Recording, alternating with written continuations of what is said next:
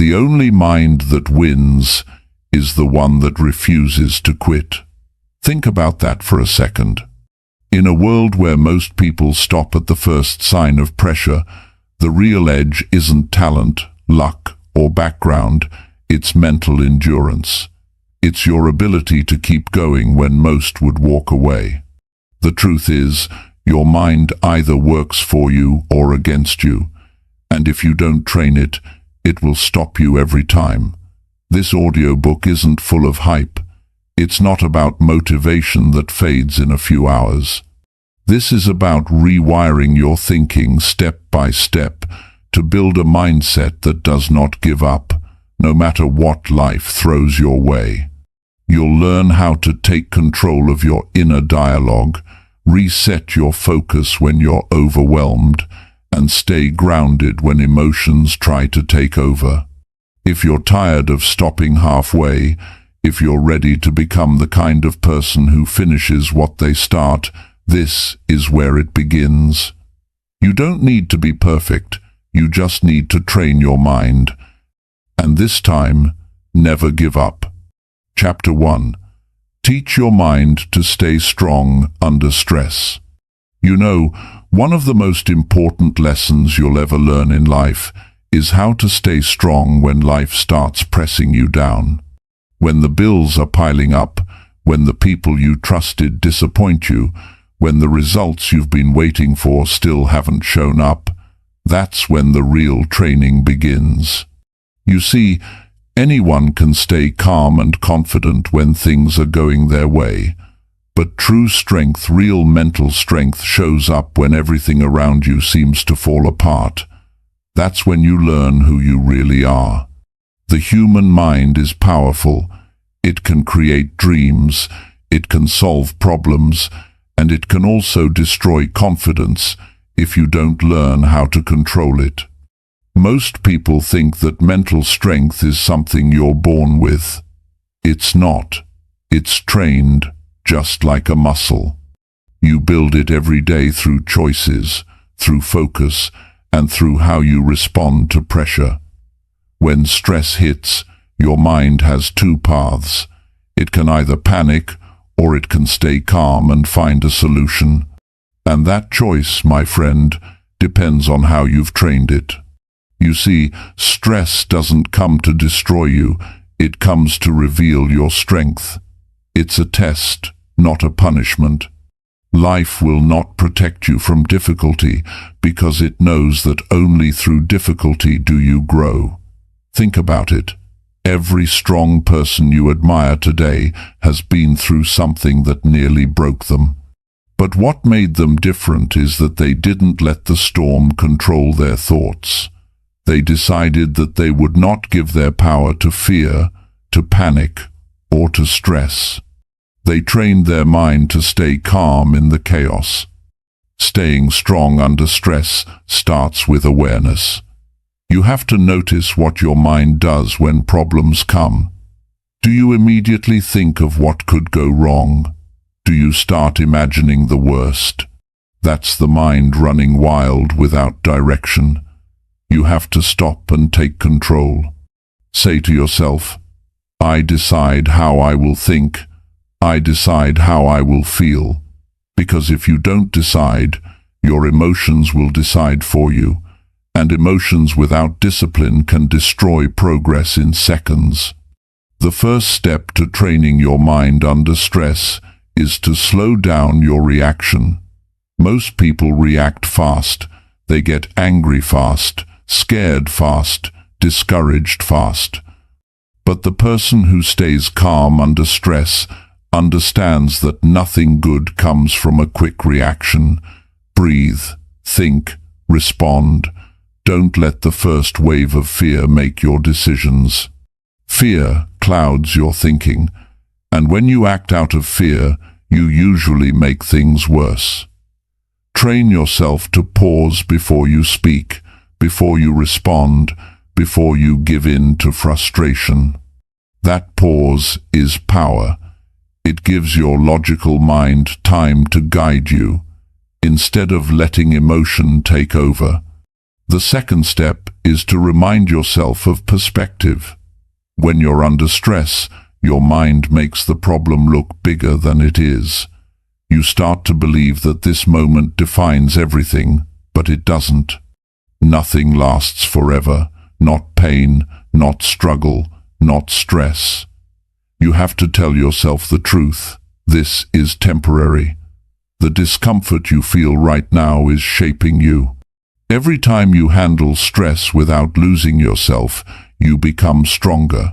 Every time you calm your thoughts and focus on what you can control, you build confidence that cannot be shaken. Another important part of mental training is routine. You can't wait for a crisis to practice strength. You build it daily through simple habits.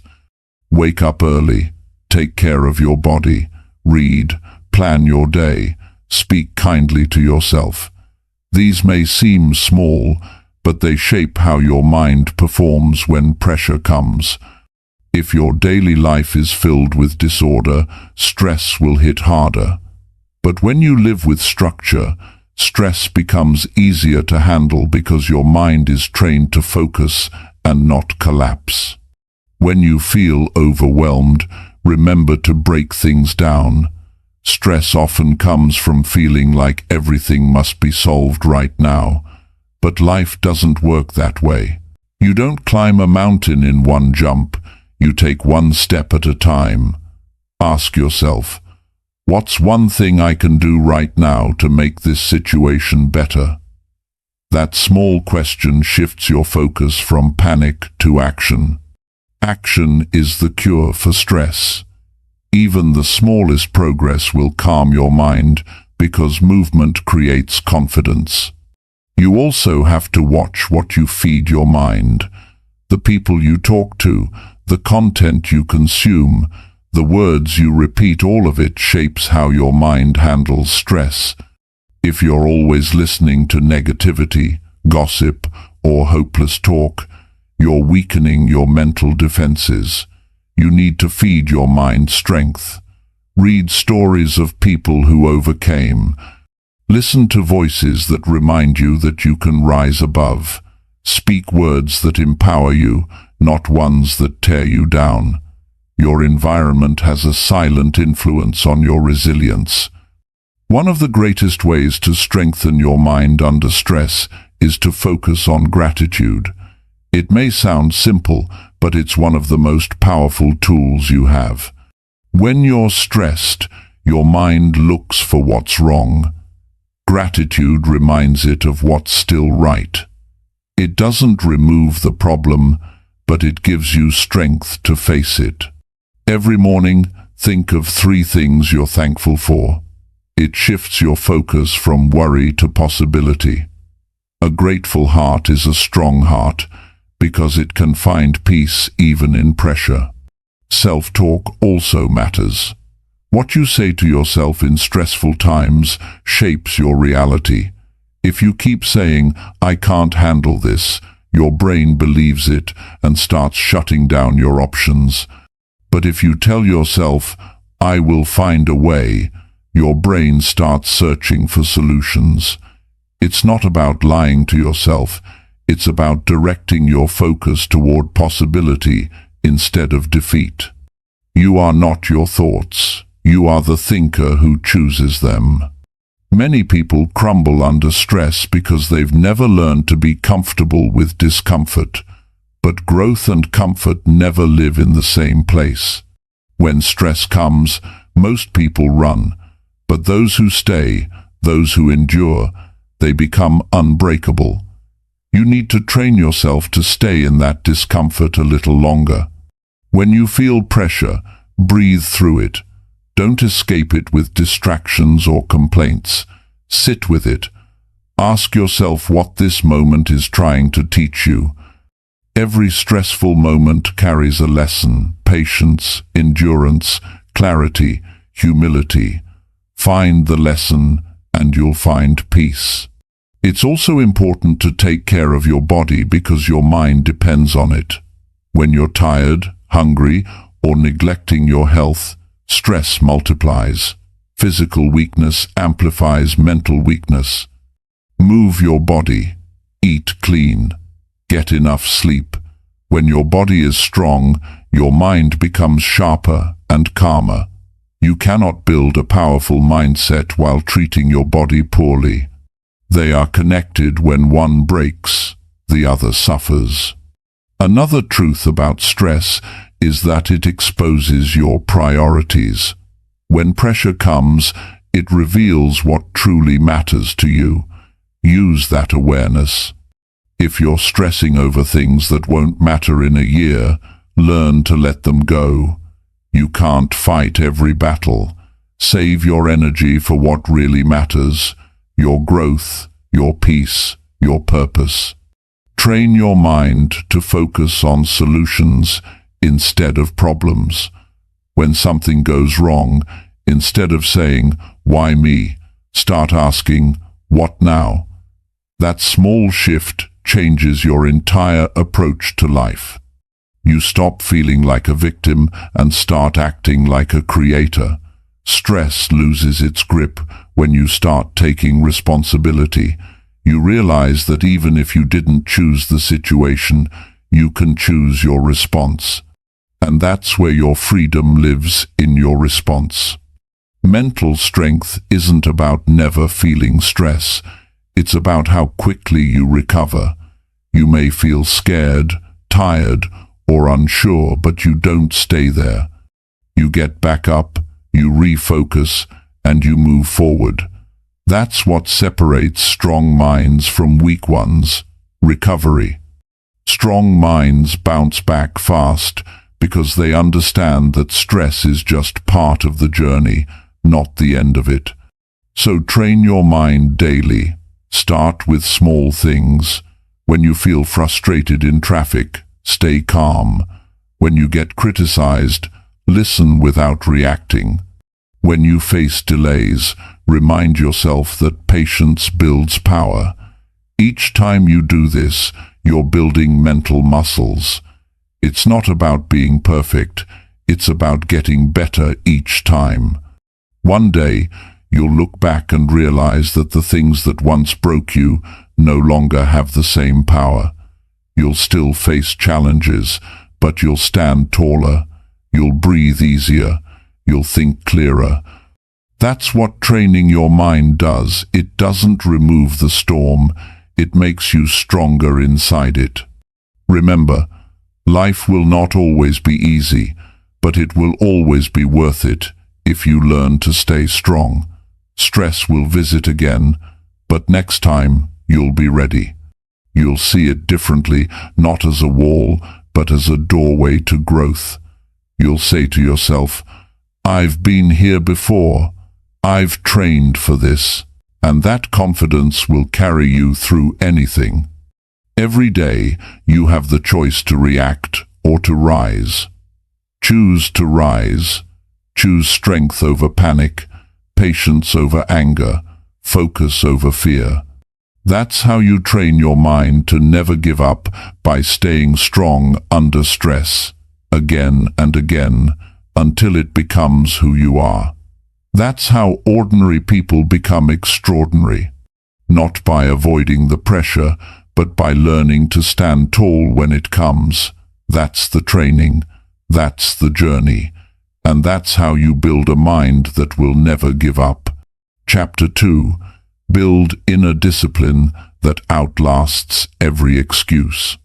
Discipline is the foundation of every great life. It's not luck, not talent, not intelligence. It's discipline. The ability to do what you said you would do long after the excitement of starting has faded. Most people don't fail because they don't have goals. They fail because they can't stay consistent with the small things that build those goals.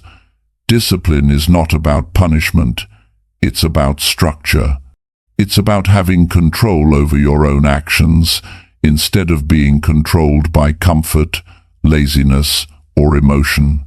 Building inner discipline means deciding that you will no longer let your feelings decide your future. It's waking up even when you don't feel like it. It's keeping your word even when no one is watching. It's doing the right thing for your growth even when it's hard. That's how real progress is made. People often ask how to stay motivated, but motivation comes and goes. Discipline stays. It's what carries you when motivation disappears. The person who builds discipline doesn't need to feel like doing something. They simply do it because it's part of who they are. Every excuse your mind creates is built on comfort. It's built on avoiding temporary pain. The truth is, every excuse sounds reasonable at first. I'm tired. It's not the right time. I'll start tomorrow. But each time you choose that excuse, you weaken your will. You teach your mind that it's okay to give up on yourself. And the more you do it, the easier it becomes. Discipline is built in those tiny moments where you decide to act despite every reason not to. It's not about being perfect. It's about refusing to quit on the process. Discipline begins with clarity. You can't stay consistent if you don't know why you're doing something. You need a strong reason that anchors you when you feel like stopping. If you're just chasing a goal because it looks good, or because someone else wants it for you, you'll quit. But when your reason is personal, when it connects to who you want to become, you'll endure. So ask yourself, why do I want this? And who will I become if I don't follow through? The answers to those questions will drive you more than any outside motivation. The next step in building discipline is mastering your time. Time is your greatest resource, and discipline is how you protect it. Every minute you waste on distractions steals from your goals. To build inner discipline, you need structure in your day. Plan your mornings. Decide how you'll spend your evenings. Have a schedule that supports your growth instead of feeding your comfort. People who rely on willpower alone eventually fail, but people who build systems around their habits succeed. When your days have structure, you don't depend on how you feel. You simply follow your plan. Discipline also grows stronger when you remove temptation. Your environment shapes your behavior more than you realize. If you're surrounded by distractions, you'll struggle to stay focused. Clean your space. Limit your time on things that drain your energy. If you want to eat better, don't keep junk food in the house. If you want to focus more, turn off notifications. The mind follows the path of least resistance, so make discipline easier by making distraction harder. You don't rise to the level of your goals, you fall to the level of your environment. A disciplined mind also knows the power of saying no. You can't say yes to everything and expect to grow. Every yes is a trade. You trade your time, your focus, your energy. Say no to anything that doesn't move you closer to your purpose. You don't owe explanations for protecting your focus. The people who reach their goals are not the busiest, they are the most selective. They know what matters, and they guard it. Learn to say no without guilt, because every yes to distraction is a no to your dreams. Another way to build discipline is by keeping promises to yourself. Every time you make a commitment and follow through, you strengthen your self-respect. Every time you break it, you weaken your trust in yourself. If you tell yourself you'll wake up early, then do it. If you say you'll finish that task today, finish it. Start small if you must, but mean what you say. Self-discipline grows through self-trust, and self-trust grows through consistency. When you honor your word, your confidence grows. You begin to see yourself as capable, reliable, and in control. That's power. Discipline is also about delayed gratification. the ability to wait for results, to do the work without demanding instant reward. Most people quit too early because they don't see progress fast enough. They forget that growth takes time. The disciplined mind keeps going even when nothing seems to be working because it knows that every effort counts. The results are coming, but only for those who keep showing up.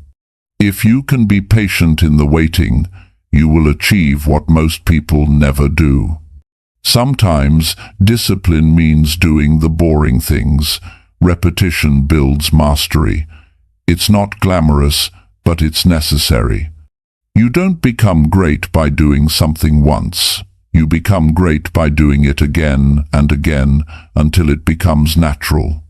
It's not exciting to practice the same thing daily, but that's what separates winners from the rest. The disciplined person focuses on the process, not the excitement. They understand that progress often feels slow, but consistency always compounds. You also need to manage your self-talk when building discipline. Your mind will try to convince you to stop, to rest, to delay. It will tell you that you've done enough, or that it's too hard. You must be stronger than that voice. Talk to yourself with firmness, not pity. Tell yourself the truth, not excuses. You don't need to be harsh, but you do need to be honest. If you keep feeding your mind with weakness, it will act weak. But if you speak strength, it will respond with power. Discipline is not about control from the outside. It's about control from within. It's the quiet decision that you are responsible for your future. No one is coming to push you. No one is going to make you consistent. You have to become your own coach, your own leader. That means doing the work even when nobody claps. That means sticking to your standards even when it's unpopular. When you do that, something changes inside you. You begin to respect yourself more deeply. The hardest part of building discipline is staying consistent when progress is invisible. You wake up early, work hard, and still don't see results. That's when most people stop. But this is where discipline shows its true value. Discipline says, keep going, it's working, even if you can't see it yet. Every action you take is a seed, and discipline is the water that helps it grow. You may not see it sprout today, but it's growing beneath the surface. The disciplined person understands that patience is part of success. One of the biggest enemies of discipline is comparison. When you keep looking at others, you lose focus on your own journey. Discipline means staying centered on your own growth. Your timeline is yours. Comparing your chapter to someone else's story will only breed frustration.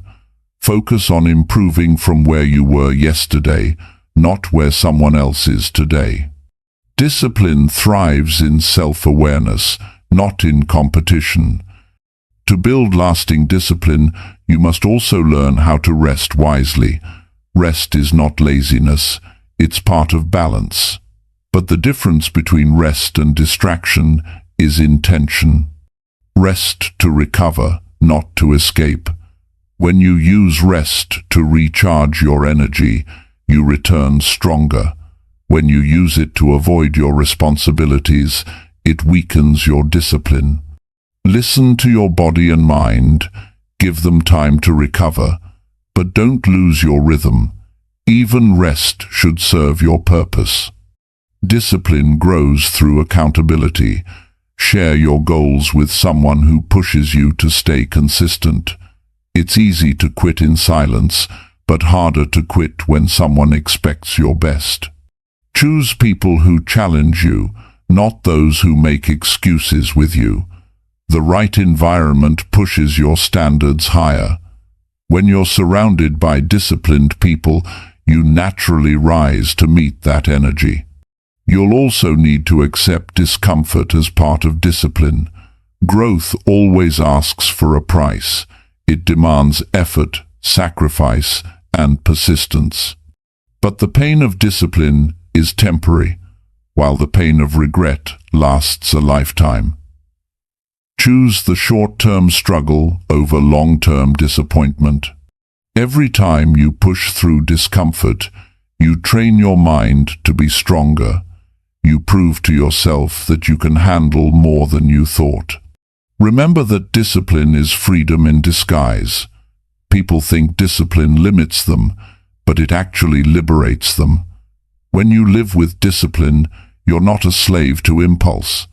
You don't waste time on meaningless things. You create space for what truly matters. Discipline gives you control over your choices, your time, and your direction. It makes your life intentional. It turns chaos into order, confusion into clarity. Inner discipline is also tied to self-respect. When you stop breaking promises to yourself, you start feeling proud of who you are.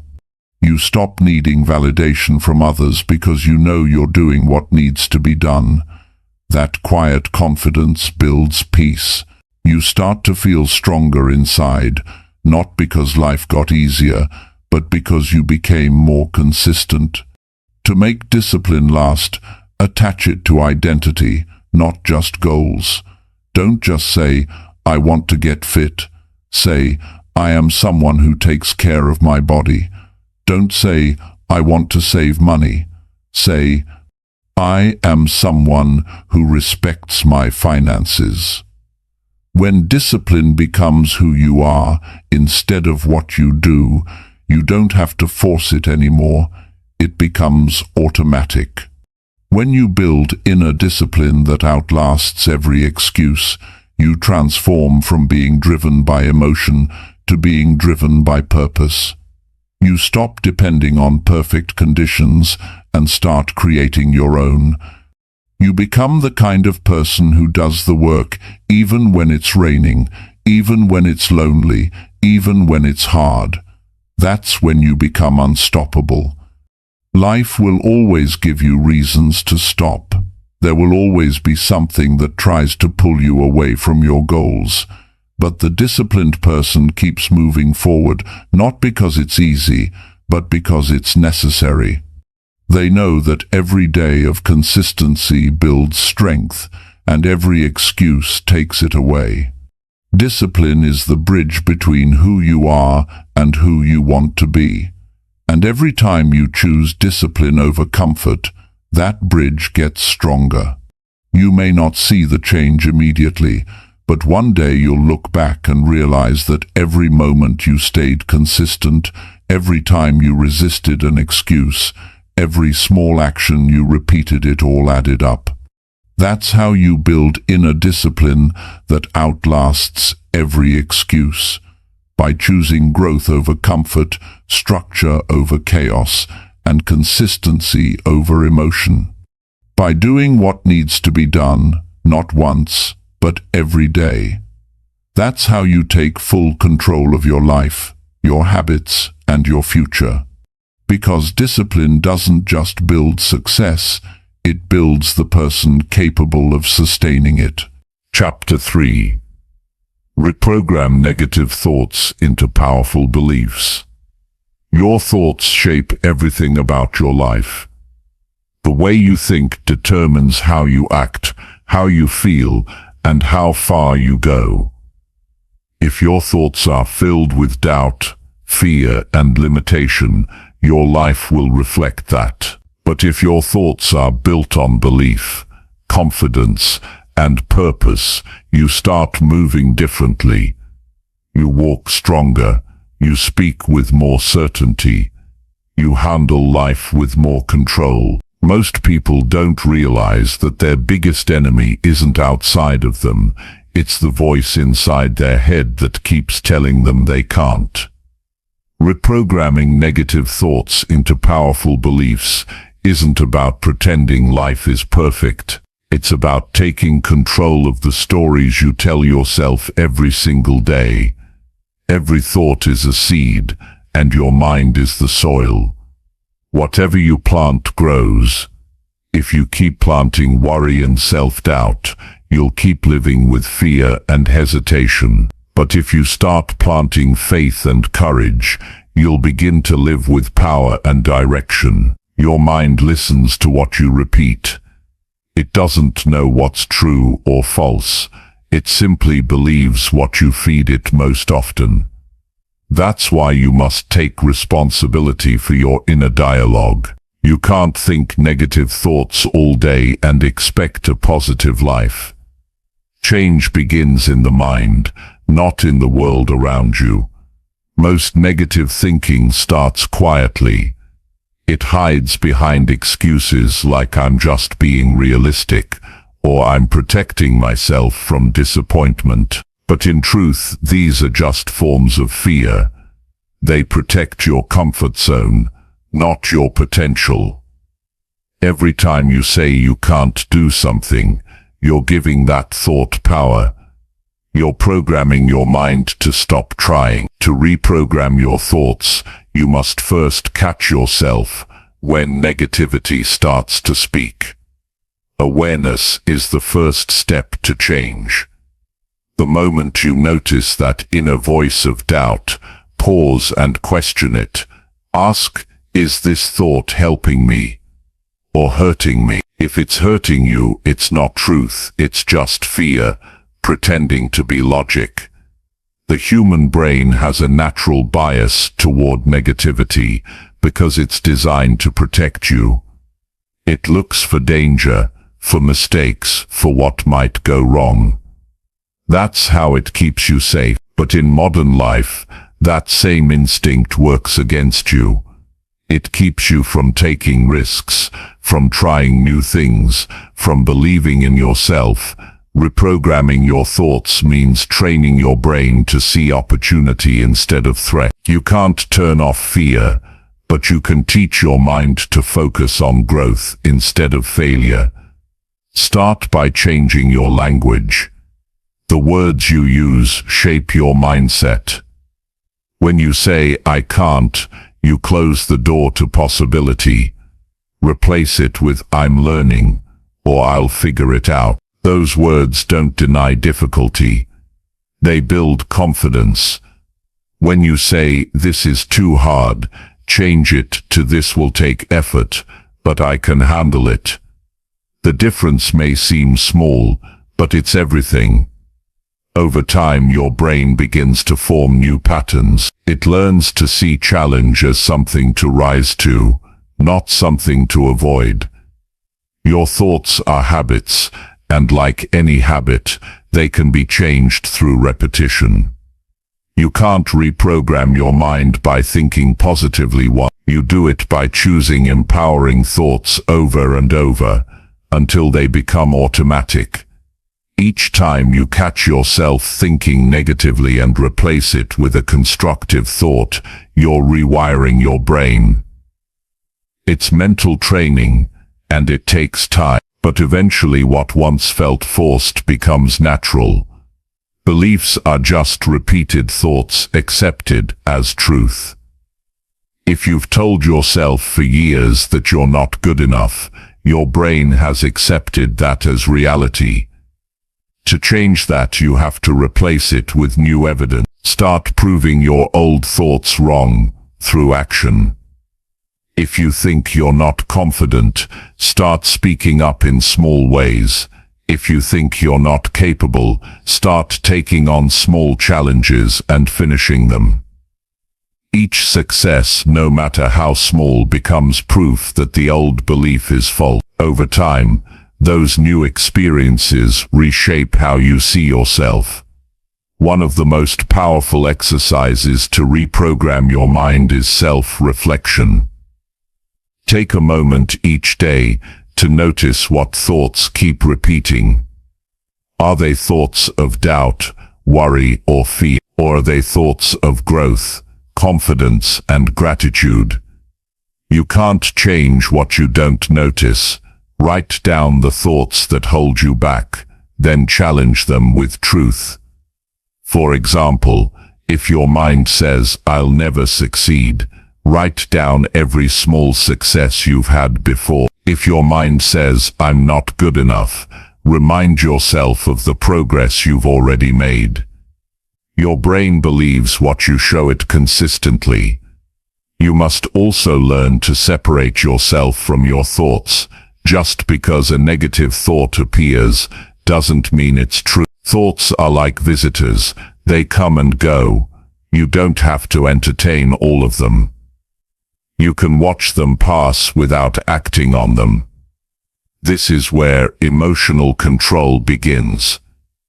When you stop reacting to every negative thought, you weaken its power. The more you observe your thoughts without judgment, the more freedom you gain over your mind. Affirmations can also help you reshape your thinking, but they have to be believable and consistent. Don't tell yourself things you don't believe. Instead, create statements that reflect the person you are becoming. Say things like, "I am learning to trust myself," or "I am becoming stronger each day." Speak them daily with conviction. Your subconscious mind learns through repetition and emotion. The more you feel the truth in your words, the faster your beliefs change. Your mental environment matters too. Surround yourself with people who think positively and live with purpose. Energy is contagious. If you're always around negativity, it becomes harder to change your thoughts. Choose conversations that uplift you. Listen to people who talk about solutions, not problems. Read books that build your mindset. Watch content that motivates you. Everything you allow into your mind is programming it in some way.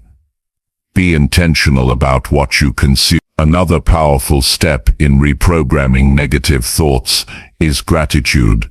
When you focus on what's missing, your mind lives in lack. When you focus on what's good, your mind lives in abundance. Gratitude shifts your perspective from scarcity to strength. It reminds you that you already have more than you often realize. Make it a daily habit to list things you're thankful for, even small ones. Over time, your brain begins to notice more good than bad. That shift alone can change your entire outlook. Visualization is another tool for rewiring your thoughts.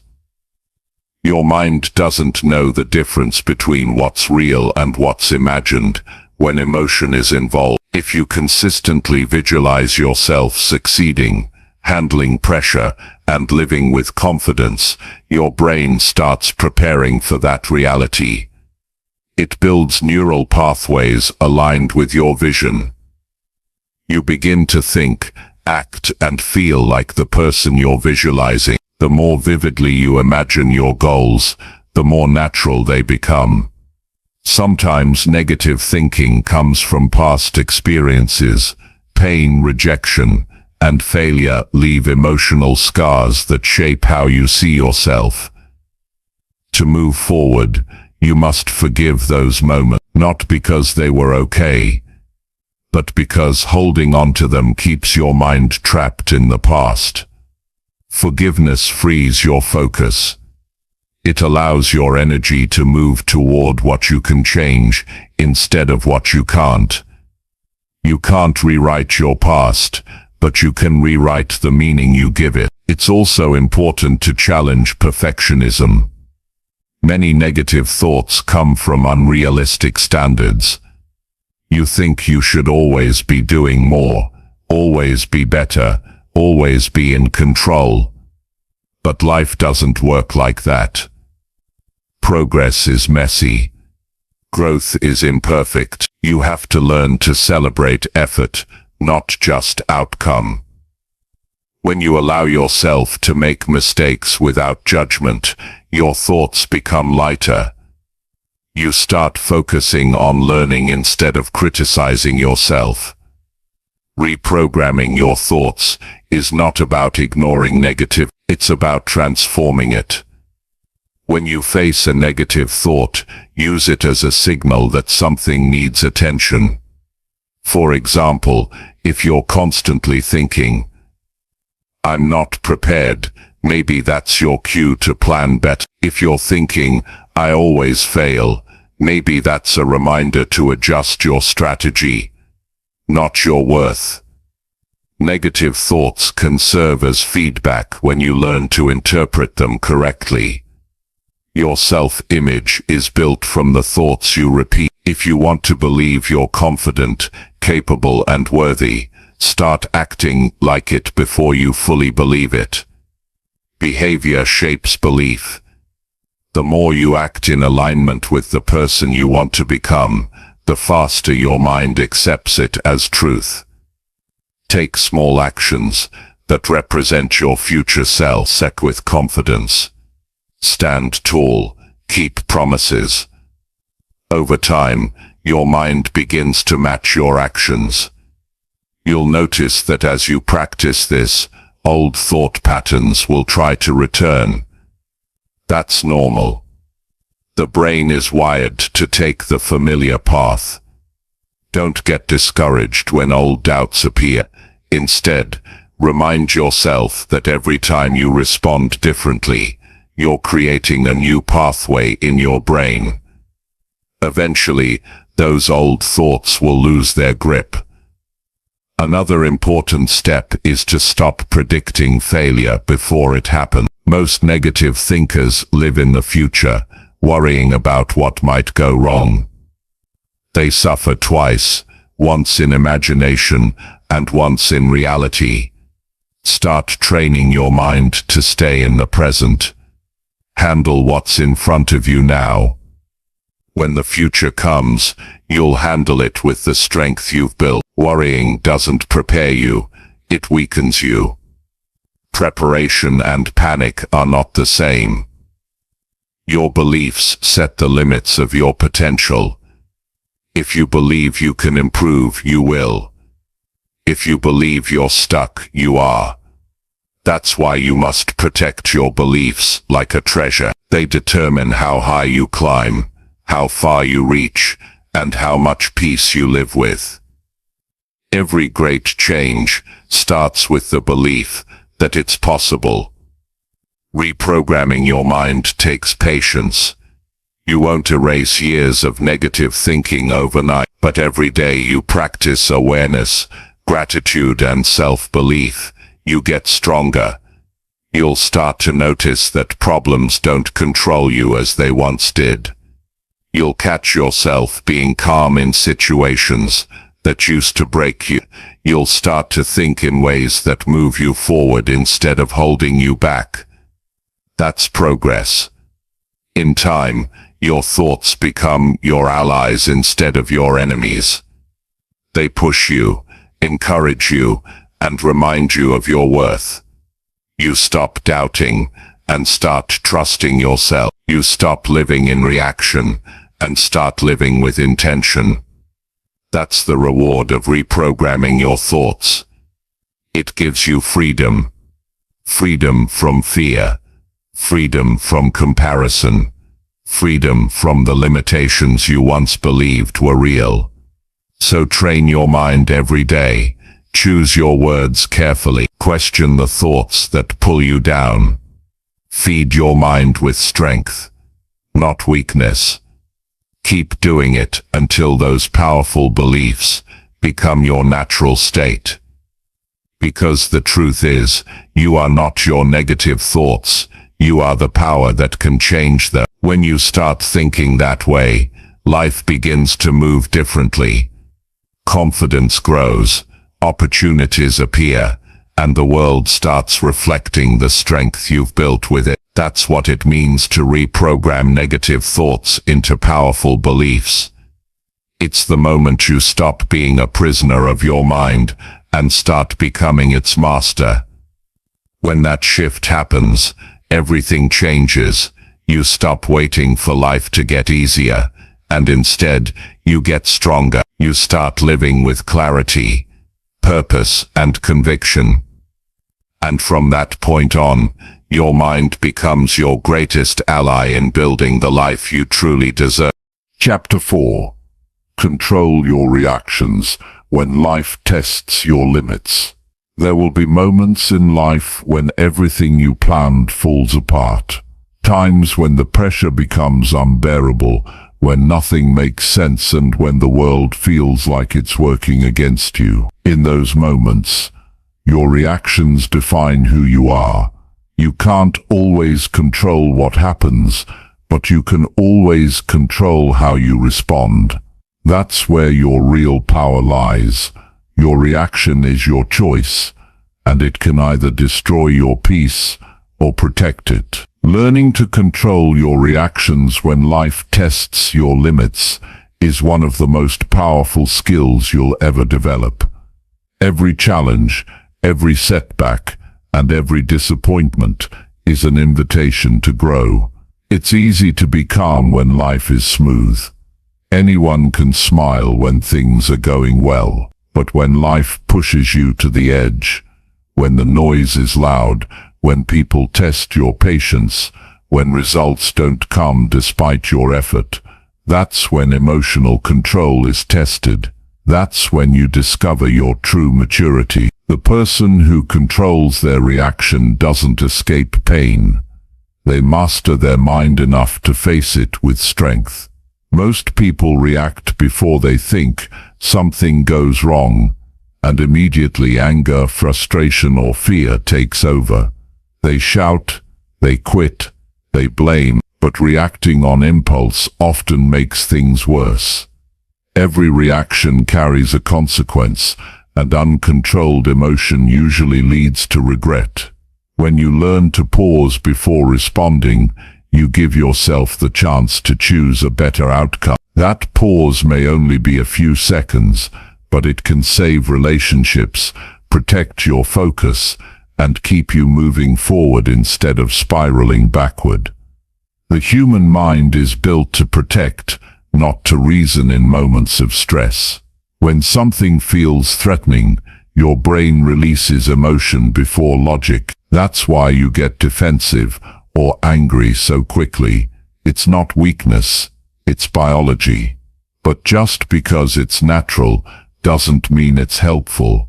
You have to train your mind to stay calm when everything inside you wants to explode. The ability to remain steady while everything around you shakes is a form of strength that few people master. Control begins with awareness. You can't change what you don't notice. Start paying attention to your patterns. What situations trigger you the most? Who makes you lose your calm? What words or events make you react instantly? Awareness is the first step toward power. When you know your triggers, they stop catching you off guard. You begin to anticipate them and prepare your mind to respond differently. Instead of reacting automatically, you start responding intentionally. Another key to emotional control is understanding that other people's behavior is not about you. People act based on their own experiences, emotions, and insecurities. When someone says something hurtful or unfair, it's often a reflection of their state of mind, not your worth. But when you take everything personally, you hand them control over your emotions. You start living in reaction to others instead of direction from within. The more you practice detachment, the more peaceful you become. One of the hardest lessons in life is learning to separate emotion from action. Feel the emotion, don't suppress it, but don't let it decide your next move. Anger, sadness, and frustration are natural, but they don't have to control your behavior. Take time to cool down. Breathe. Step away if needed. There's power in silence. Many situations resolve themselves when you stop feeding them with reaction. Control isn't about not feeling, it's about feeling deeply and choosing wisely. When life tests your limits, your mind tends to go into overdrive. It starts playing worst-case scenarios.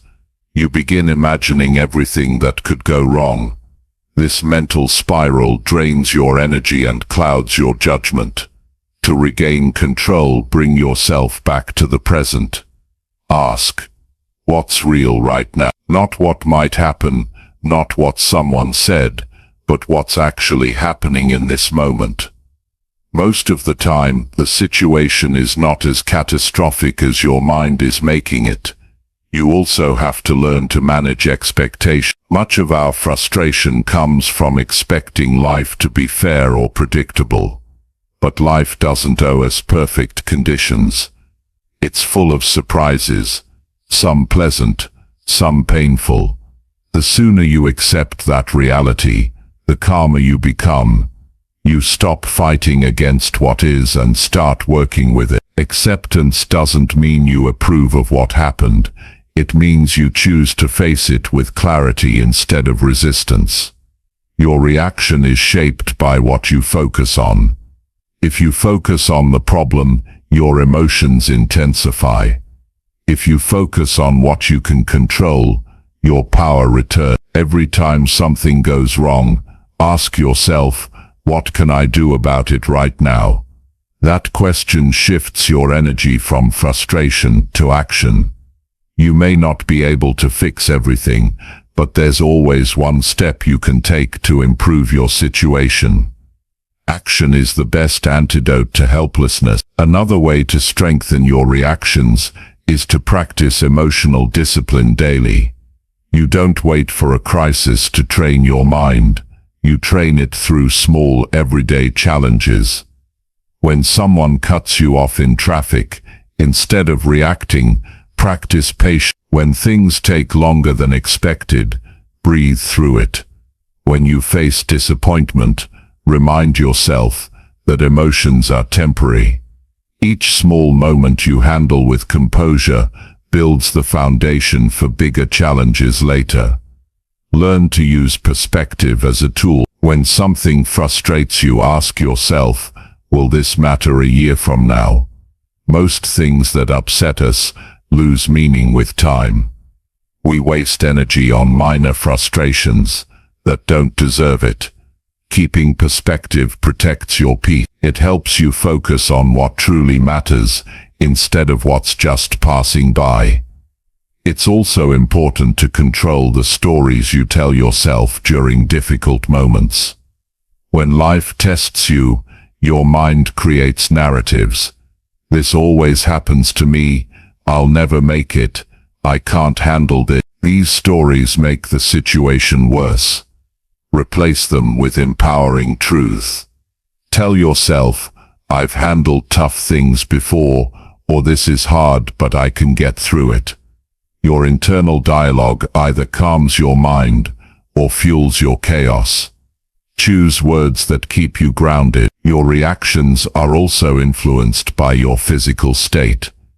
When you're tired, hungry, or drained, you're more likely to lose control. Taking care of your body is part of emotional mastery.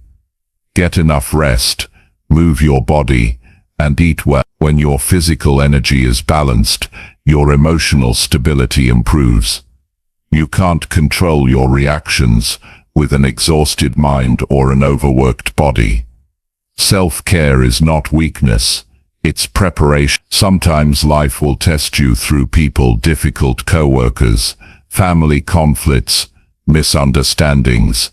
Not every battle deserves your energy. Learn to distinguish between what's worth addressing and what's better ignored. Silence can be more powerful than 1,000 arguments. Choose peace over being right. Winning every argument is not victory if it costs your inner calm. When you're pushed beyond your limits, remember that every test is shaping your strength. Pressure reveals character. Every time you stay composed under stress, you're building resilience. You're teaching your mind that it doesn't have to break every time something goes wrong. This is how you grow into emotional maturity, by choosing stability when chaos surrounds you. You can also control your reactions by using breathing as an anchor. When stress hits, Your breathing becomes shallow and fast, which intensifies panic. Slowing down your breath tells your brain that you are safe. It lowers stress hormones and clears your thoughts. In tough moments, take deep, slow breaths. It sounds simple, but it's powerful. It gives you space between emotion and action, and that space is where wisdom lives. When dealing with setbacks, learn to separate what's urgent from what's important.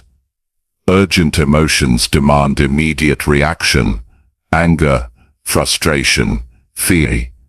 Important actions require patience, thinking, planning, responding. The disciplined mind resists the urge to act on impulse. It waits until emotion fades and reason returns. You'll make better choices when you act from clarity instead of chaos. Another skill in controlling your reaction is developing emotional awareness instead of emotional denial. Many people suppress their feelings, pretending they're fine when they're not. But what you resist grows stronger. Acknowledge what you feel, name it, and then decide what to do with it. Saying "I feel angry" is different from saying "I am angry." The first acknowledges the emotion, the second identifies with it. You can feel something without becoming it. The way you interpret events determines your reaction. Two people can face the same challenge. One sees it as the end, the other sees it as a test. Perspective shapes response. When life tests you, look for the lesson. Ask, "What is this teaching me?" Every difficulty carries wisdom if you pay attention. Maybe it's teaching patience, humility, or self-control. When you see challenges as teachers instead of punishments, your reactions become calmer and more purposeful. Practice emotional detachment, not emotional coldness. Detachment means you care, but you don't cling. It means you participate in life fully, but accept that not everything will go your way. You stop trying to control outcomes and start managing your response to them. When you stop resisting what you can't change, peace finds you naturally. Over time, as you practice controlling your reactions, you'll notice a shift. You'll become less affected by small problems. People's negativity won't bother you as much. Situations that used to trigger you will lose their power. You'll start responding with patience instead of anger, with calm instead of panic. That's emotional growth. You're not numb. You're strong. One of the most powerful habits to develop is reflection. At the end of each day, review how you reacted to challenges. Did you respond with composure or emotion? What triggered you, and why? Reflection turns experience into wisdom. The more you analyze your reactions, the more control you gain next time. Self-awareness is a continuous practice, not a destination. Life will never stop testing you. The tests will just come in new forms. But every test you pass makes the next one easier. You can't always control your circumstances, but you can always control your attitude, your tone, your focus, and your choices. That's where freedom lives, in your ability to respond wisely instead of reacting blindly.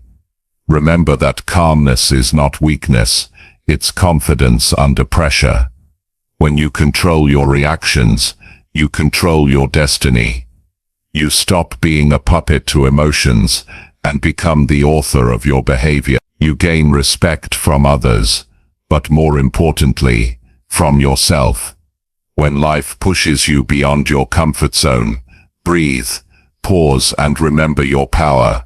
You are not at the mercy of events. You are the master of your response. Every time you stay calm in chaos, you rise above the moment and move closer to the person you're meant to become. That is how you pass life's greatest tests, not by avoiding them, but by meeting them with strength, grace, and control. That is the mark of a truly strong mind. The ability to stay centered when the world tries to pull you apart. You become a force that can't be shaken, not because life stopped challenging you, but because you learned how to face every challenge with peace in your heart and power in your mind. Chapter 5. Build mental endurance through small daily wins. Mental endurance isn't built in one moment of inspiration or one burst of motivation. It's built in the quiet hours of everyday life. The mornings when you wake up and don't feel like moving, the afternoons when you're tired but keep going anyway, the nights when you review your day and promise yourself you'll do better tomorrow. It's those small, ordinary victories that shape extraordinary strength. Real mental toughness comes from repetition, from doing the right things even when no one notices, even when there's no reward waiting at the end of the day. We often think strength comes from doing big things, but that's not true. Big achievements are only the result of hundreds of small, unseen victories. The mind learns endurance through consistency, not intensity. You don't train your mind by waiting for a crisis. You train it every day through small acts of commitment. The way you manage small tasks decides how you'll handle big challenges. If you keep quitting in the small moments, you'll collapse when life becomes heavy. But if you stay consistent with small wins, you build a foundation that nothing can shake. Each day gives you opportunities to train your endurance. It starts with choices. Do you get out of bed when the alarm rings, or do you hit snooze? Do you follow your plan, or do you give in to distractions? These moments may look insignificant, but they carry weight. Every choice tells your mind who's in control, you or your comfort. Every time you choose discipline over ease, your mental strength grows quietly inside you. You don't feel it instantly, but it's there, building layer by layer. Small daily wins are not about perfection, they're about direction. They remind your mind that progress is possible, even when it's slow. When you complete a simple task like reading a few pages of a book, exercising for 10 minutes, or finishing a project you've been avoiding, you send a message to your brain: I can finish what I start. That single belief transforms how you see yourself. Confidence doesn't come from talking about goals. It comes from proving to yourself that you can take consistent action toward them. The mind learns endurance through repetition. Just as muscles grow through daily resistance, your mental resilience grows through daily effort. Every time you push yourself a little more, when you work through boredom, when you keep your focus, when you finish what you begin, you strengthen the part of your brain responsible for perseverance. It's not about doing extraordinary things once. It's about doing ordinary things with purpose every single day. One of the biggest mistakes people make is waiting for motivation to act. Motivation is unreliable. It's emotional, temporary, and easily disrupted. What builds endurance is routine. When you create structure in your life, you remove the need for constant motivation. You no longer wake up wondering what to do. You already know. Your mind thrives on structure because it removes confusion. You begin to move with consistency, not emotion. That consistency over time builds strength that feels unshakable. The secret to building mental endurance is to focus on what you can control today. Too many people get overwhelmed by the size of their goal. They think about everything they must do in the next year and end up doing nothing today. But endurance is built through the small things done repeatedly. If you win today, even in one small area, you've built momentum. That momentum becomes confidence, and confidence fuels progress. You don't need to conquer the whole mountain. You just need to take the next step. Small daily wins also rewire your brain to expect success. When you finish tasks, no matter how small, your brain releases dopamine, a chemical that makes you feel good. That reward strengthens the habit loop, encouraging you to keep going. Over time, your brain begins to associate effort with satisfaction instead of exhaustion. You start to enjoy progress, and that's when endurance becomes natural. You stop fighting your habits because they start working for you. You can also build endurance by setting realistic expectations. Many people fail not because they're weak, but because they set goals so high that failure feels inevitable. When the mind experiences repeated failure, it begins to resist effort. But when you create achievable goals, each success builds confidence. The goal isn't to do everything at once, it's to do something every day. Start small, win often, and let those small wins build your strength for the bigger ones. The mind needs evidence to believe in itself. Every small victory becomes that evidence. When you stay consistent for days, weeks, or months, your brain collects proof that you are reliable. You begin to trust yourself more deeply. That trust is the foundation of endurance. Without self-trust, every setback feels like proof that you'll fail again. With it, every setback feels temporary. Endurance also grows through discomfort. You can't develop strength in a life of ease. Every time you face something uncomfortable and move through it, you expand your limit. It could be something as simple as waking up early, finishing a difficult workout, or having a tough conversation. Each time you do something hard on purpose, you tell your mind that struggle is not the enemy. It's part of growth. The more you expose yourself to manageable discomfort, the less fear controls you. To build mental endurance, you also need to manage how you talk to yourself. When you fail or fall behind, the inner critic often takes over. It says things like, "You're not good enough," or "You'll never be consistent." That voice destroys endurance faster than any obstacle. Replace self-criticism with encouragement. Talk to yourself the way a good coach would. When you fall, say, "I slipped today, but I'll get back on track tomorrow." The tone you use with yourself decides whether you'll quit or continue. You'll also need patience. Endurance isn't built overnight. It takes weeks, months, and years of steady effort. Impatience kills progress because it makes you believe that slow growth equals failure. But all meaningful change is slow. Nature doesn't rush, yet everything gets done. The same applies to your mind. Let time do its work. Each day of consistent effort adds up, even if the results aren't visible yet. Endurance is invisible progress. It's the strength forming beneath the surface. Your mental endurance also depends on how you recover. Rest is not a reward. It's part of the process. Without rest, your mind burns out, your focus weakens, and your discipline fades. Rest doesn't mean quitting.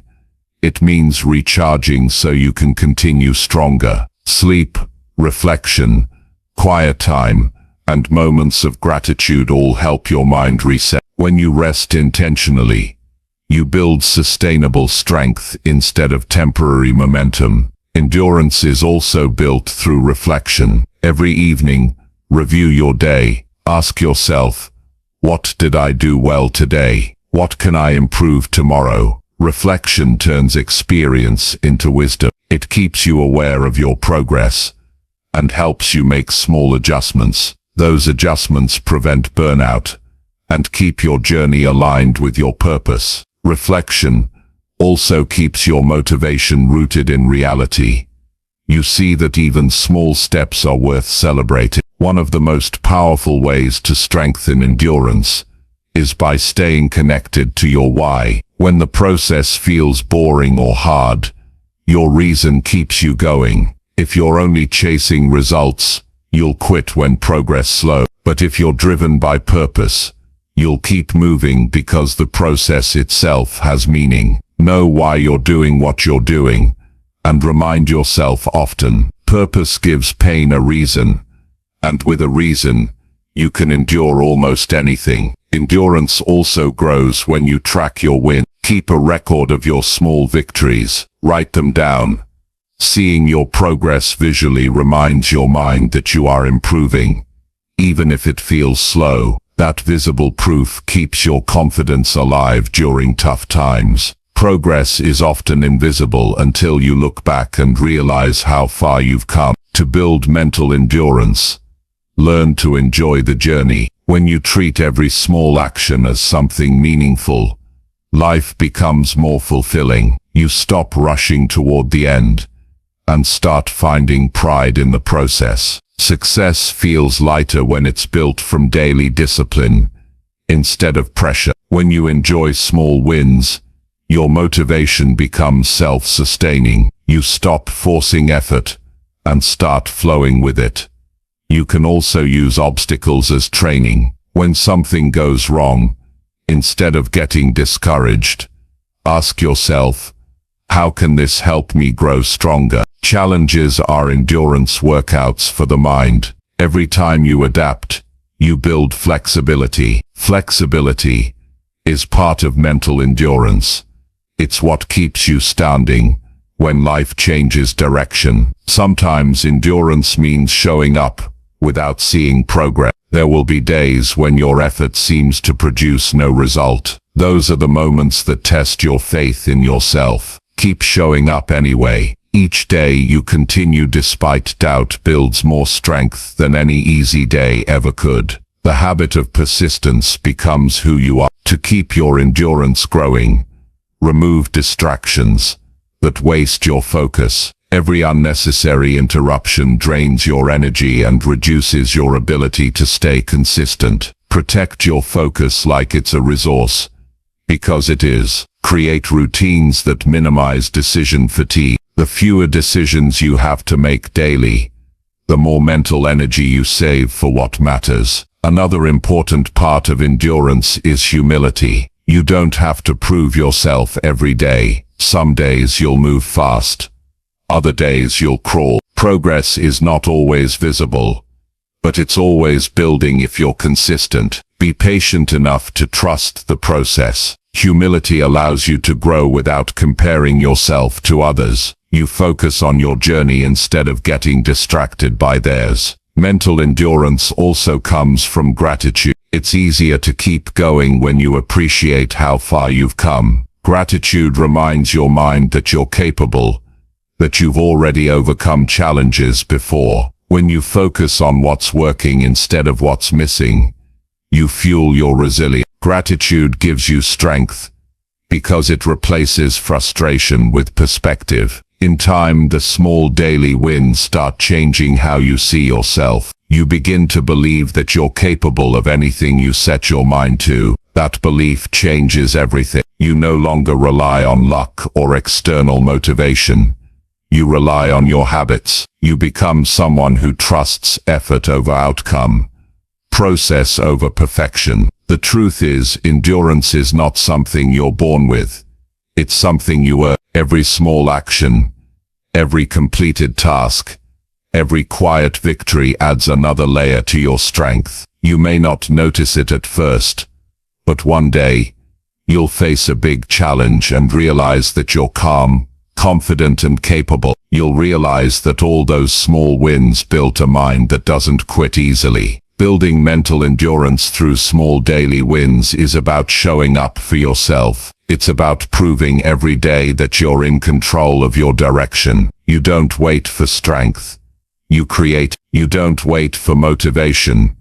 You build habits that make motivation unnecessary. And day by day, win by win, you turn into the kind of person who doesn't give up, no matter how long the journey takes. That's the real secret of growth. Not dramatic changes, not sudden breakthroughs, just small, consistent actions done with intention. Over time, those small victories add up to a life of stability, confidence and power. You become unshakable, not because life gets easier, but because you've trained your mind to endure through every season. That's how true strength is built. Quietly, daily, through the small wins that no one else sees but that change everything within you. Chapter 6. Turn self-doubt into unbreakable self-confidence. Self-doubt is one of the quietest yet most powerful barriers to success. It doesn't shout, it whispers. It tells you that you're not ready, not good enough, not capable. It makes you hesitate when you should move, hold back when you should act, and question yourself when you already know the answer. The truth is, every person who has ever done something meaningful has faced self-doubt. The difference between those who stay stuck and those who grow is that one group listens to it and the other learns to turn it into fuel. Turning self-doubt into unbreakable self-confidence is not about pretending to be fearless. It's about learning to take action, even when fear speaks loudly. Confidence is not something you're born with. It's something you build, one decision at a time. It grows when you do the things that scare you.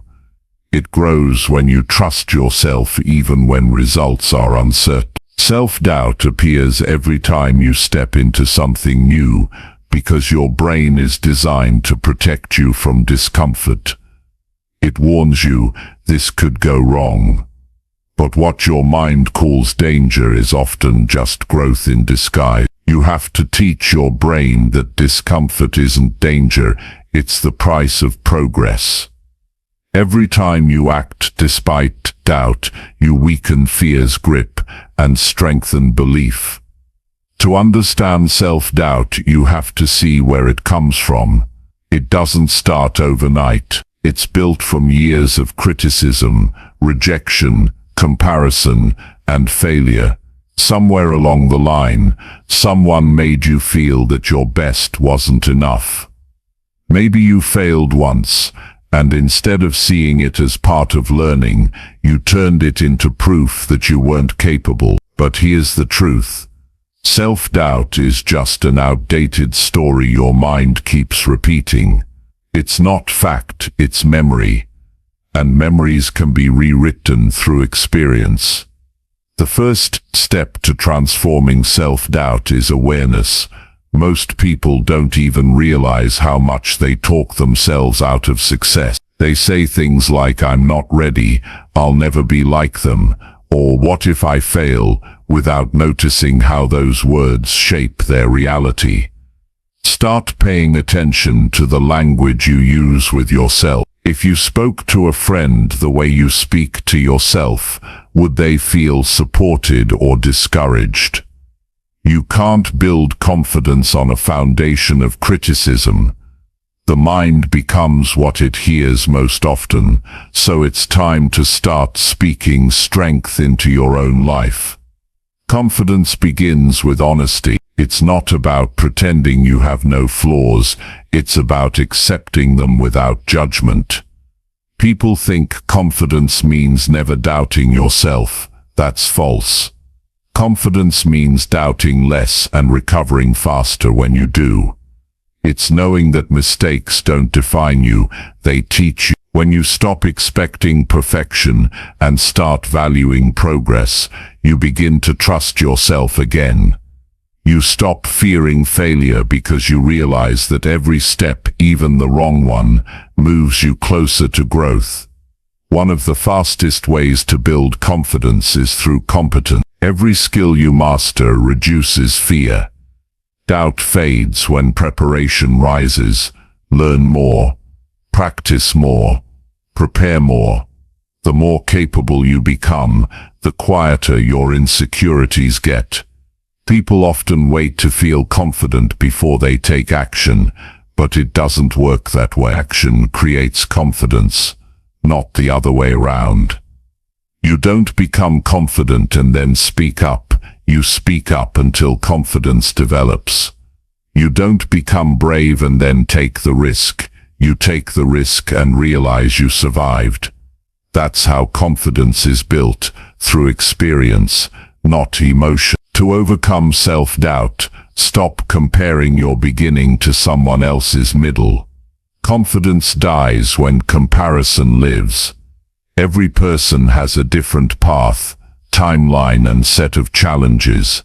You can't measure your worth against someone else's journey. The person you should compare yourself to is who you were yesterday. That's the only competition that matters. Every small improvement is a win, and those wins build genuine confidence. Confidence rooted in progress, not in ego. You must also learn to replace perfectionism with effort. Self-doubt thrives in the gap between who you are and who you think you should be. You tell yourself you'll act when you're more skilled, more experienced, or more prepared. But the truth is, you'll never feel perfectly ready. The people who succeed are not those without doubt, they're the ones who start anyway. Confidence doesn't come from waiting until you're perfect. It comes from moving while you're still uncertain. Another key to building self-confidence is keeping promises to yourself. Every time you say you'll do something and follow through, your self-trust grows. Every time you break that promise, you teach your mind that your word doesn't matter. Confidence isn't built from big achievements, it's built from consistency. Wake up when you said you would. Finish what you started. Keep your commitments even when no one is watching. Each fulfilled promise becomes a brick in the foundation of your self-belief. To turn doubt into strength, you must change your focus. When doubt appears, your mind fixates on what could go wrong. Shift your focus to what could go right. Picture yourself succeeding. See the benefits of pushing forward instead of the consequences of failing. This mental shift rewires your brain from fear-based thinking to possibility-based thinking. The brain can only focus on one dominant image at a time. Make sure it's a powerful one. Confidence also grows when you embrace vulnerability. Admitting you don't have all the answers takes courage. Asking for help doesn't make you weak. It shows you're serious about growth. Confidence is not arrogance. It's not pretending to know everything. It's saying I'm learning, and I'm willing to improve. True confidence is humble. It doesn't need to prove, it just acts. Your body language also affects how confident you feel. The way you stand, walk, and breathe influences your emotions. Straighten your posture, lift your head, make eye contact, and take slower, deeper breaths. These small adjustments signal to your brain that you're in control. Physical confidence creates mental confidence. You send a message to your mind that you're ready for what's ahead. Over time, your body and mind begin to work together instead of against each other. You can also strengthen your confidence through reflection. Think back to times when you succeeded despite fear. Remember the moments you handled situations you once thought you couldn't. Those memories are proof that you're stronger than your mind tells you. When doubt rises, remind yourself of the evidence. The brain needs reminders of past victories to trust future ones. Each time you revisit your wins, you reinforce belief in your ability to rise again. Building unbreakable confidence also requires patience. Growth takes time. Confidence is built slowly, through repetition. Don't rush the process. Every time you push through doubt, even in small ways, you're laying another layer of strength. It's like adding drops of water to a bucket. One drop seems small, but over time it fills. Your confidence builds the same way, quietly, steadily, through consistent action. You must also protect your confidence from negativity. Surround yourself with people who encourage growth, not those who feed your insecurities. Energy is contagious.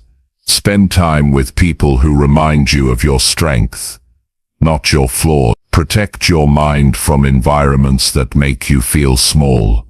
You can't build confidence in a place that constantly reminds you to doubt yourself. Choose relationships that build your courage instead of draining it. Self-doubt often grows from fear of judgment. You worry about what others might think if you fail. But here's the truth. Most people are too focused on their own lives to analyze yours.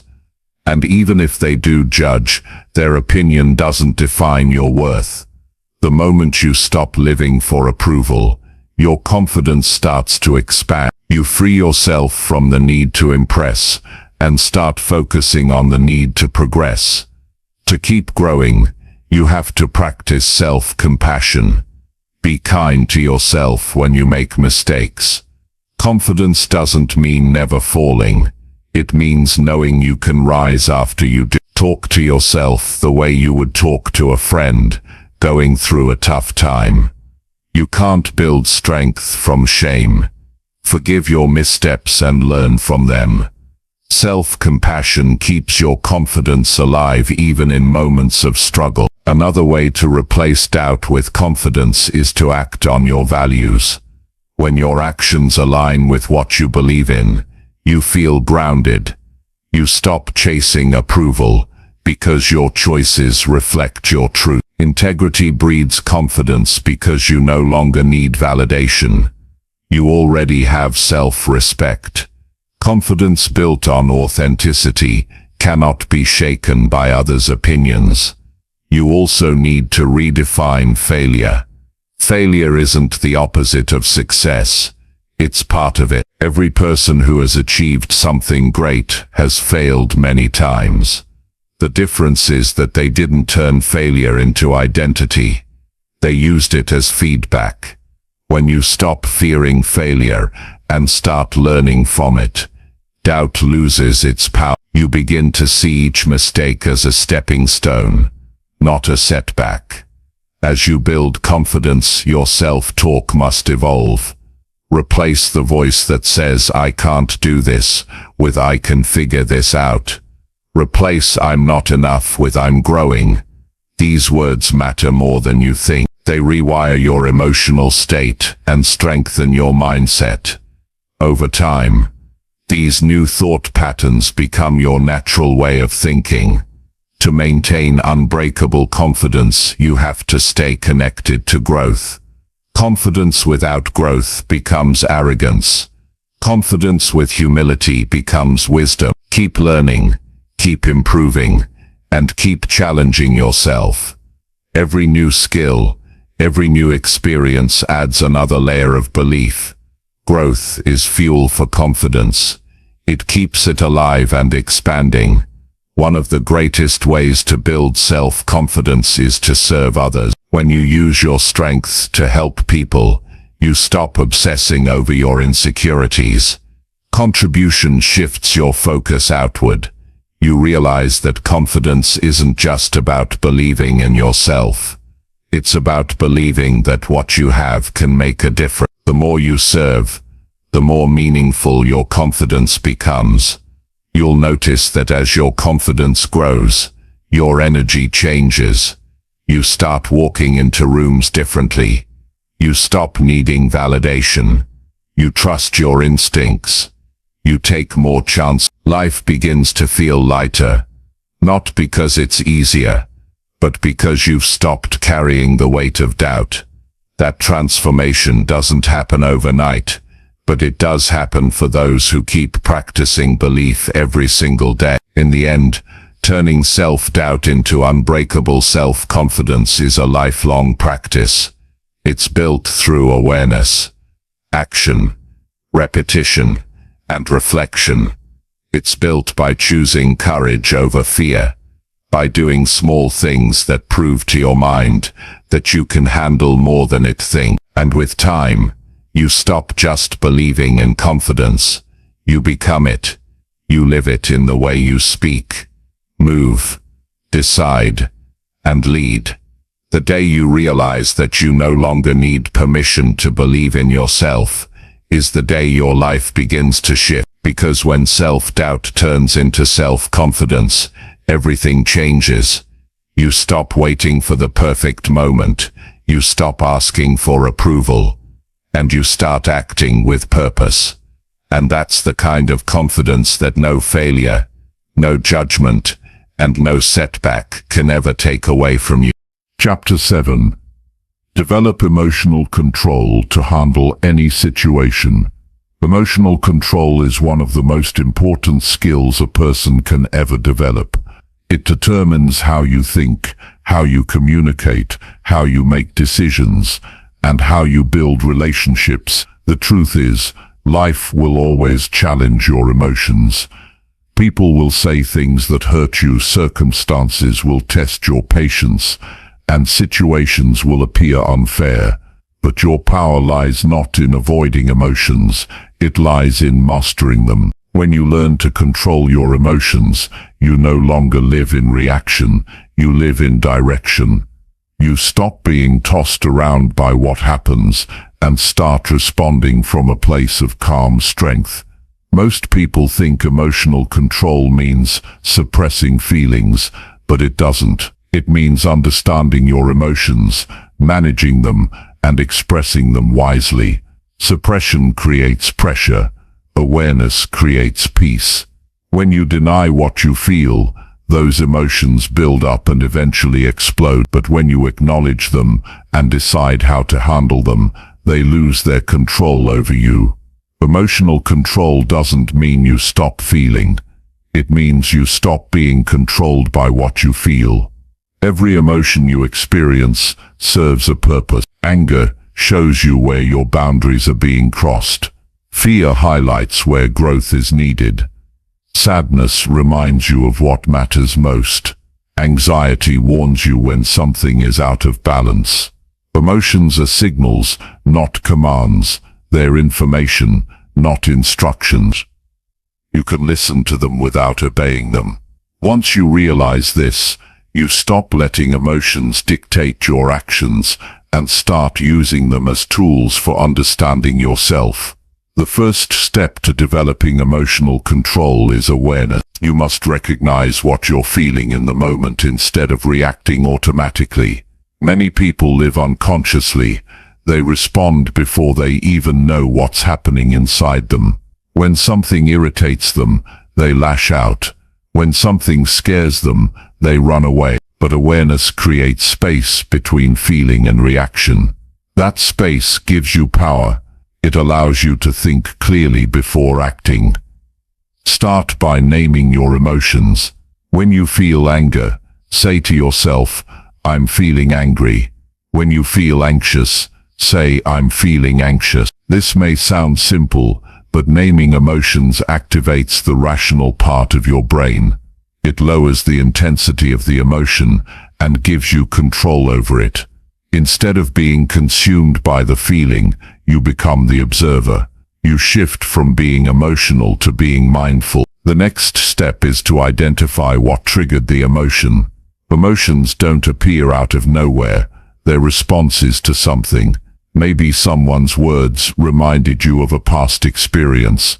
Maybe an unexpected situation challenged your sense of control. When you understand the trigger, you can address the root cause instead of fighting the symptom. For example, if criticism makes you defensive, the real issue might not be the comment, it might be your fear of not being enough. Awareness helps you see the difference. Once you know the emotion and its cause, practice regulating it. Regulation doesn't mean pretending you're fine. It means choosing a healthy way to express or release the emotion. If you're angry, take a walk, breathe deeply, or write your thoughts down before speaking. If you're sad, allow yourself to feel it, but don't drown in it. Give yourself time to process, but also remind yourself that no emotion is permanent. Feelings are like weather. They pass when you don't hold on to them. Breathing is one of the most powerful tools for emotional control. When you're upset, your breathing becomes shallow, which increases tension. Deep breathing slows your heart rate and signals your brain that you're safe. It's simple, but effective. In moments of stress, take slow, controlled breaths. Count to 4 as you inhale, hold for 4 and exhale for 4. This small act can completely shift your emotional state. It brings you back to the present and helps your mind regain clarity. Emotional control also comes from perspective. When emotions rise, the mind exaggerates situations. A small problem feels enormous. One mistake feels like failure. But when you step back and see the bigger picture, the emotion loses intensity. Ask yourself, will this matter next week, next month, next year? Most of the time, what feels overwhelming now will fade with time. Keeping perspective allows you to handle situations with calmness and wisdom. Another way to strengthen emotional control is by managing your inner dialogue. Your thoughts feed your emotions. If you constantly think this is unfair or I can't handle this, you're fueling anger and anxiety. Replace those thoughts with empowering questions. What can I learn from this? Or how can I handle this better? These questions shift your focus from reaction to resolution. The more you guide your thoughts, the more you guide your emotion. You can also improve emotional control by practicing patience. Most emotional outbursts come from impatience, wanting things to happen your way right now. But life rarely moves at our pace. When you develop patience, you create emotional distance between stimulus and response. You stop being reactive and start being deliberate. When something frustrates you, instead of reacting immediately, pause. That pause is not weakness, it's wisdom. It's the mark of emotional maturity. Emotional control is tested most when dealing with people. Not everyone will treat you kindly. Some will misunderstand you, insult you, or try to provoke you. The emotionally weak react to every comment. The emotionally strong choose what deserves their energy. You don't have to attend every argument you're invited to. Sometimes silence speaks louder than words. Walk away, not because you're powerless, but because your peace is too valuable to trade for someone else's chaos. Learn to accept that you cannot control other people's behavior, only your response to it. Trying to control others will exhaust you. The moment you stop needing people to behave a certain way to feel calm, you take your power back. You become emotionally independent. You realize that your peace doesn't depend on what others say or do. It depends on the stability you build inside yourself. To handle any situation calmly, train your mind to focus on solutions instead of problems. When something goes wrong, most people get stuck replaying the issue in their head. They complain, blame, and worry. But that does nothing. Shift your energy to finding what can be done. Ask, what's the next step? That simple question brings focus and control back to your mind. You can't always fix everything, but you can always take one step forward. Another key to emotional control is understanding your physical state. Sleep deprivation, poor nutrition, and lack of exercise make you more reactive. When your body is exhausted, even small problems feel massive. Taking care of your physical health directly supports your emotional stability. Eat well, stay hydrated, and move your body regularly. A balanced body helps create a balanced mind. Gratitude also helps you manage emotions effectively. It's hard to be consumed by frustration when you're genuinely thankful. When you focus on what's good, your emotional state naturally improves. Make it a daily habit to notice small blessings. A quiet morning, a supportive friend, a completed task. Gratitude doesn't erase difficulty, but it gives you perspective. It shifts your focus from what's missing to what's present, and that shift brings calmness. When you face difficult situations, remind yourself that your reaction shapes your outcome. You can't control the storm, but you can control your posture in it. If you respond with panic, you lose clarity. If you respond with composure, you think better and act smarter. Your emotional state either solves problems or makes them worse. Choose the response that helps, not the one that harms. Emotional control also requires letting go of the need to be right all the time. Many conflicts last longer than they should because people want to win the argument instead of understanding the situation. The need to prove yourself creates unnecessary stress. Sometimes peace is more valuable than being right. You don't have to respond to everything that offends you. Sometimes the best reaction is no reaction at all.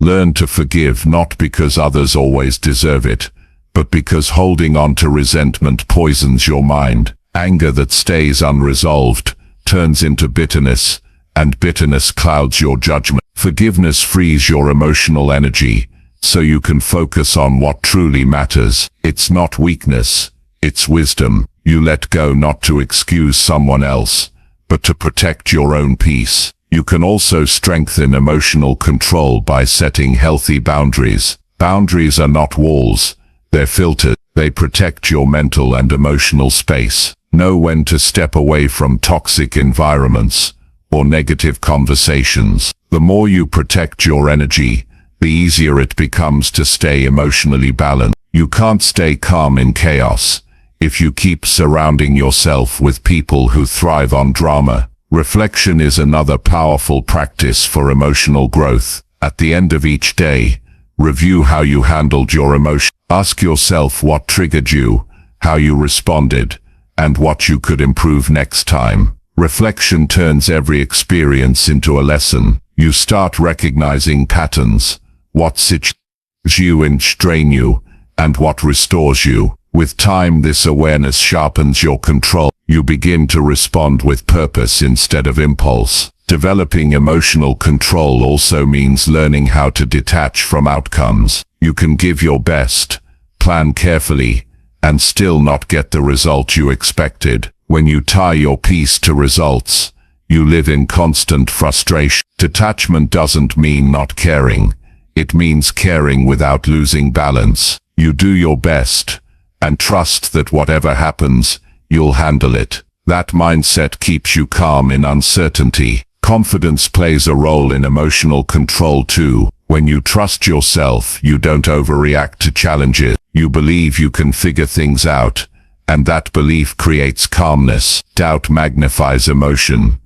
Confidence stabilizes it. The more you practice self-trust, the easier it becomes to stay centered when life gets chaotic. You also have to practice empathy. When you understand that everyone is fighting their own battles, you become less reactive. You stop taking things personally. You start responding with patience instead of anger. Empathy doesn't mean allowing mistreatment.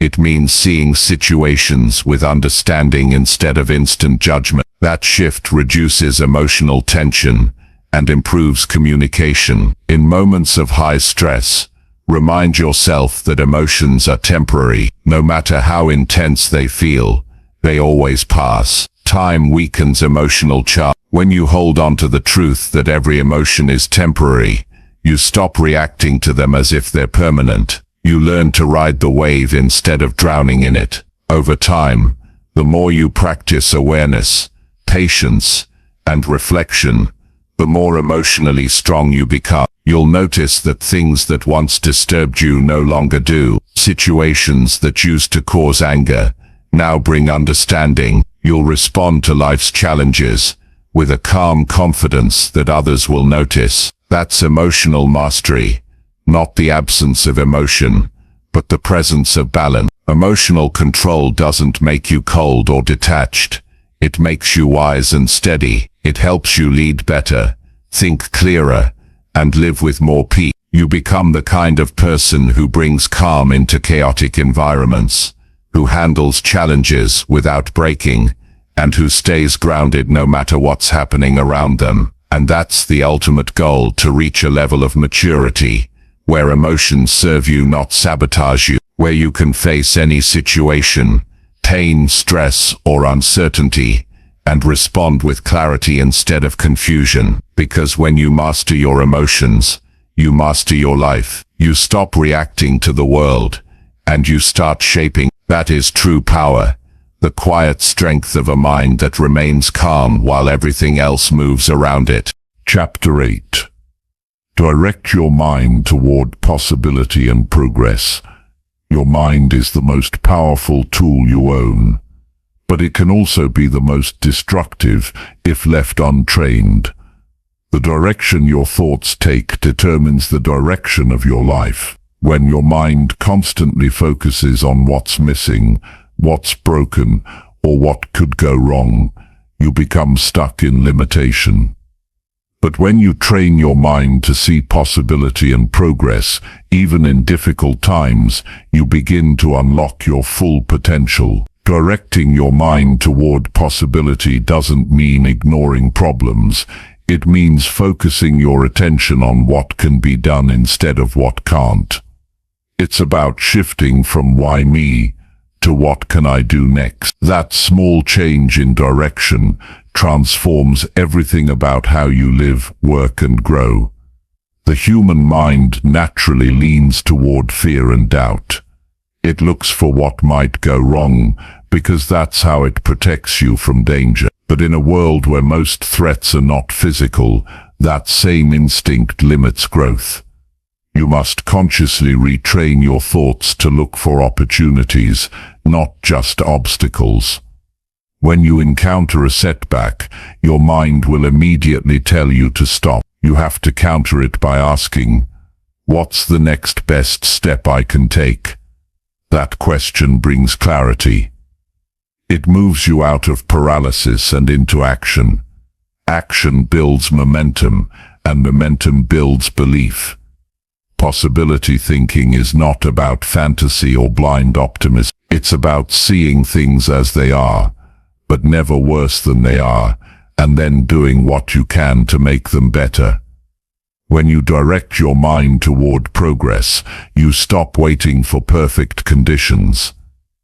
You start where you are, with what you have, and you keep improving from there. Most people waste years waiting for motivation, for support, or for the right time. The truth is, progress begins the moment you decide to move. You don't need the whole plan. You just need the first step.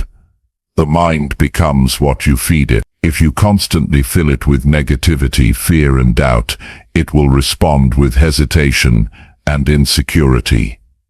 If you fill it with purpose, learning, and gratitude, it will respond with focus and determination. Every thought is a seed. Plant enough thoughts of possibility, and your mind becomes a garden of progress. The challenge is consistency. You can't think positively once and expect transformation. You have to do it every day, especially when life feels heavy. When you direct your mind toward growth, you start seeing failure differently. Instead of seeing it as a sign to stop, you see it as feedback. Each mistake becomes a lesson, not a label. That's what keeps you moving forward while others quit. Growth-minded people aren't immune to failure. They just don't take it personally. They understand that failure is part of learning. Every setback teaches them what doesn't work, bringing them closer to what does. Directing your mind toward possibility also means controlling your focus. You can't focus on progress while you're constantly distracted by negativity. Whether it's from the news, toxic people, or your own self-talk. What you focus on expands. If you focus on problems, they'll seem bigger. If you focus on solutions, you'll start finding them everywhere. Focus isn't about ignoring reality. It's about choosing where to put your mental energy. Every day you have a limited amount of focus. Spend it wisely. To train your mind for possibility, start with gratitude. Gratitude grounds your thoughts in abundance instead of lack. It reminds you that even when things aren't perfect, there's still something working in your favor. Each morning, think about 3 things you're thankful for. Not big things, just real ones. Maybe it's your health, a chance to try again, or someone who believes in you. Gratitude doesn't make problems disappear, but it gives you the strength to face them with perspective. Another powerful way to direct your mind is through intentional language. The words you use shape your reality. When you say "I can't," your brain stops looking for solution. When you say "How can I," your brain starts searching for answers. Replace helpless language with empowering questions. Instead of saying "I'll never figure this out," say "What can I try next?" Your words send instructions to your brain. It listens to you more than anyone else does. Visualization is another effective tool. Your brain doesn't fully distinguish between real experience and vividly imagined experience. When you regularly visualize yourself making progress, you strengthen the neural pathways associated with success. Close your eyes and see yourself finishing what you start, achieving your goals, and handling challenges with confidence. The more real it feels in your mind, the more your actions begin to align with it. That's how athletes, leaders, and creators prepare mentally for success. They see it before it happens. Progress also requires patience. The mind loves quick results, but real growth takes time. If you focus only on outcomes, you'll feel frustrated when progress seems slow.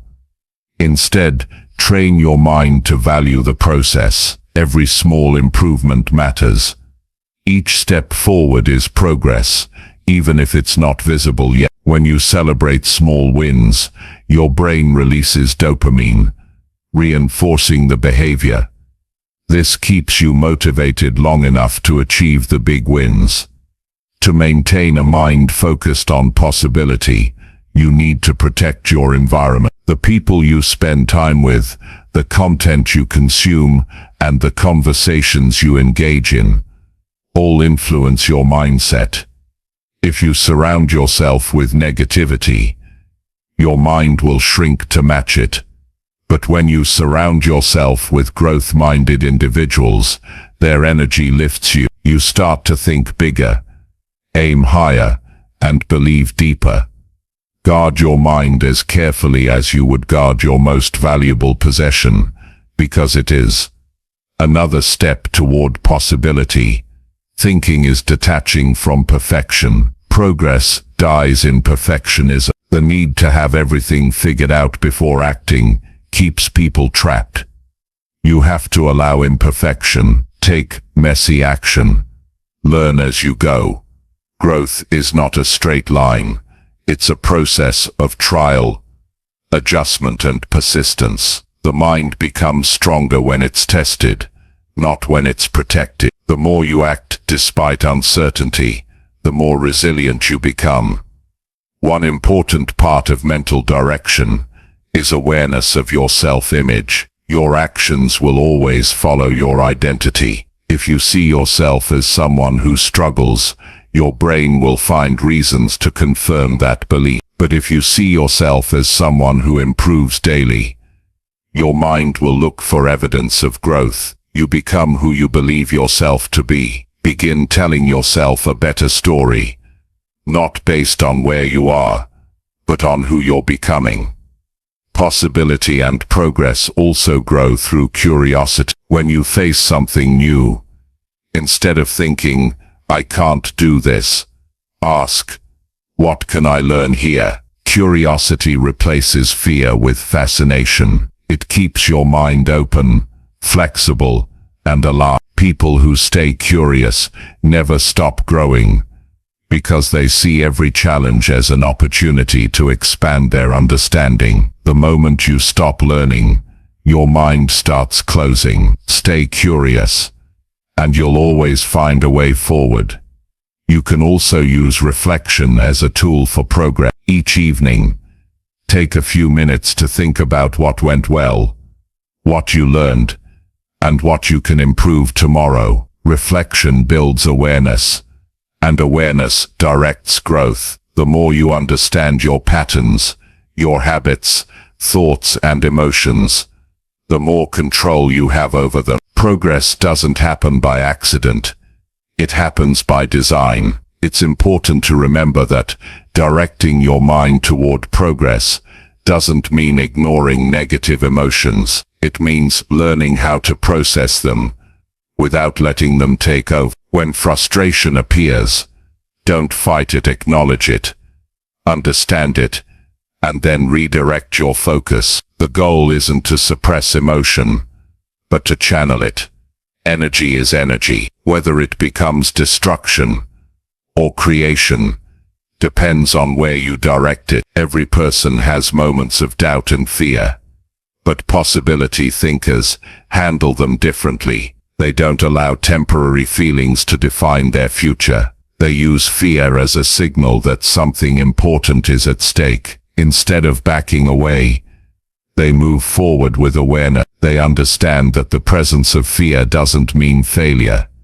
It means growth is near. When you feel afraid, it's a sign that you're stepping into something new. Use it as motivation, not limitation. To strengthen your ability to see possibility, practice focusing on progress over perfection. In others too. Encourage people around you when they're trying, not just when they succeed. When you focus on growth in others, you naturally begin to see it in yourself. The more you contribute to other people's progress, the more your mind becomes wired for positive expectation.